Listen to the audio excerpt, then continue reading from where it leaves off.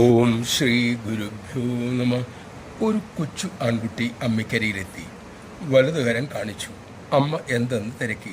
കുട്ടി വിരൽ കാണിച്ചുകൊണ്ട് പറഞ്ഞു, ഡാഡി. അമ്മ തിരക്കി, എന്താ ഡാഡി?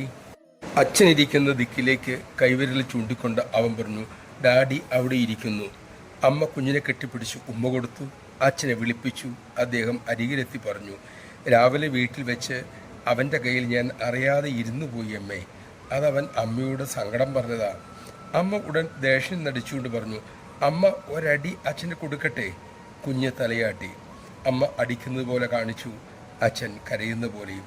രണ്ടാമതടിക്കാൻ അമ്മ കൈ ഉയർത്തിയപ്പോൾ കുട്ടി തടുത്തുകൊണ്ട് പറഞ്ഞു, മതി മതി അമ്മേ. കുഞ്ഞിനെ കെട്ടിപ്പിടിച്ച് അമ്മ പൊട്ടിച്ചിരിച്ചു. അതിനുശേഷം അമ്മ മെല്ലെ അരളി, നോക്കൂ, അവൻ അവൻ്റെ അച്ഛനെ എത്ര കണ്ട് സ്നേഹിക്കുന്നു. അദ്ദേഹത്തെ ആരും വേദനിപ്പിക്കുന്നത് അവനിഷ്ടമല്ല, സഹിക്കില്ല. ഈ കുഞ്ഞിനെപ്പോലെ നിങ്ങൾ തുറന്ന ഹൃദയവുമായി അമ്മയ്ക്കരികിൽ വരിക.